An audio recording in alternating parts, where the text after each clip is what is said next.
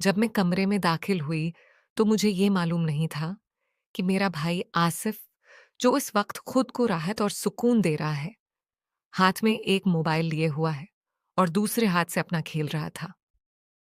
मुझे नहीं मालूम था कि वो इतना नशा आवर है। जैसे ही मैं कमरे में दाखिल हुई, मैंने अपना भाई ये सब करते देख लिया। उसकी नजर मुझ पर पड़ी तो वो बहुत ज्यादा परेशान हो गया। उसने कहा कि महक, तुम कब आए यहां से जाओ। मैंने कहा पे, तुम्हें शर्म नहीं आती ये सब करते हुए? मैं अभी उम्मी और अबू को बता दूंगी। उसने कहा कि मैं क्या करूं? किसी को बताना मत। घर पर कोई नहीं था। मैं अभी कॉलेज से आई थी। मैं क्यों कह रही थी? मैं भी मुकम्मल तौर पर जवान और खूबसूरत थी। बहुत सी लड़कियां जो कि अपने बॉयफ्रेंड के साथ सब कुछ करती हैं, मुझे उस बारे में बताती रहती थी। लेकिन मेरा भी कोई बॉयफ्रेंड नहीं था। वो अक्सर बताया करती थी कि हम किस तरह अपने साथ खेलते हैं। मैंने कहा कि जो भी है, सिर्फ हम ये सब क्यों कर रहे थे? उम्मी और अबू, जो कि किसी काम के लिए घर से बाहर गए हुए थे। आसिफ ने कहा कि तुम इस बारे में किसी को नहीं बताओगी।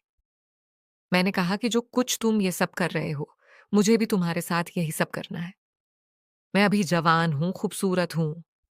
आसिफ ने कहा, शर्म करो। ये लोग अपनी बात कर रहे हो। जिस पर मैंने बड़े गुस्से से कहा कि तुम्हें शर्म नहीं आई ये सब करते हुए। जिस पर आसिफ ने कहा कि मेरी कोई दोस्त नहीं। मैंने कभी किसी दोस्त के साथ ऐसा कुछ नहीं किया। मैं क्या करूं? मैं अभी जवान हूं। इस वजह से मैं अपने आप को सुकून नहीं दे पा रहा था, लेकिन इसीलिए सुकून हासिल किया। इस पर मैंने कहा, मैं हूं ना, तुम मेरे साथ ये सब कर सकते हो। मैंने कहा कि मैं ऐसा नहीं कर सकता। तुम यहां से जाओ। नहीं, नहीं जाने वाली थी। मैं उम्मी और अबू को बता दूंगी। मैंने कहा कि जो भी है, तुम्हारे साथ ये सब नहीं करना चाहती। नहीं तो मैं अम्मी और अबू को ये सब बता दूंगी। इसके बाद तुम्हारे साथ क्या होगा, तुम्हें इस बात का पता है। अब मैं और भी अपने आप को कंट्रोल नहीं कर पा रही थी। आसिफ भी अब यही नहीं करना चाहता था। ये सब मेरे साथ, क्योंकि हमारा रिश्ता ही ऐसा था।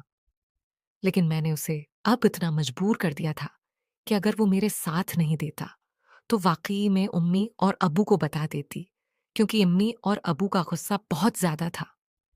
आसिफ को भी इस बात का इल्म था कि अगर अब सच में महक ने कुछ बता दिया तो वाकई वो घर से निकाल दिए जाएंगे। उसीलिए अब उसके पास मेरी बात मानने के अलावा और कोई चारा नहीं था। फिर उसने कहा कि मैं ठीक हूं, मैं तुम्हारी बात मानने के लिए तैयार हूं, लेकिन तुम मुझसे वादा करो कि ये पहली और आखिरी बार है। इसके बाद हम कभी भी ऐसा कुछ नहीं करेंगे।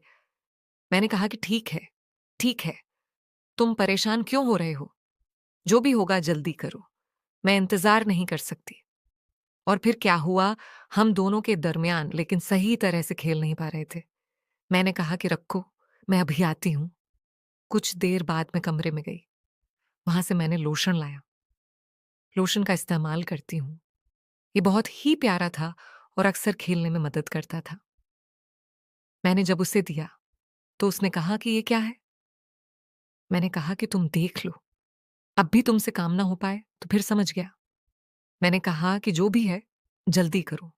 इमी और अबू आ गए हैं तो फिर हमारा सारा काम दरमियान में रह जाएगा। और आज तक, जब तक मेरा खेल मुकम्मल नहीं हुआ, मैं तुम्हें नहीं छोड़ने वाली। अच्छा, अच्छा ठीक है। उसके बाद उसने मुकम्मल तौर पर अपने आप को लोशन की मदद से खेलने के काबिल बना लिया, क्योंकि वो काफी देर से कोशिश कर रहा था, मगर कुछ भी नहीं हो पाता था।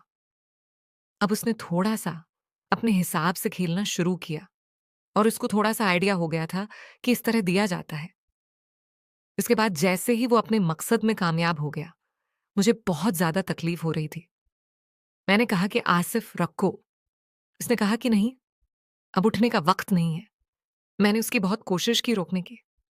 मुझे बहुत ज्यादा इस खेल में दर्द हो रहा था, क्योंकि मैंने ऐसा कोई खेल पहले कभी नहीं खेला था। लेकिन अब वो पीछे हटने वाला नहीं था।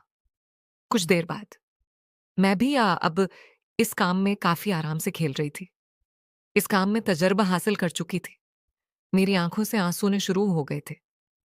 मैंने कभी भी नहीं सोचा था कि इस काम में इतना दर्द और इतनी तकलीफ रहती थी। मैं अब वहां जाके सो जाती। उम्मी और अबू के थे। हम अपनी पढ़ाई में मसरूफ थे। उम्मी और अबू को तो अब पता भी नहीं था कि हम दोनों ने आज कौन सा ऐसा काम किया है। बात होने के बाद उम्मी और अबू अपने कमरे में चले गए।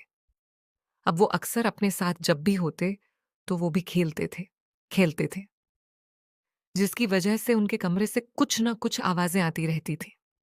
उसको सुनकर मुझे समझ आ जाती कि आज उम्मी और अबू खेल रहे हैं, क्योंकि वही हुआ कि रात का कुछ वक्त हुआ था।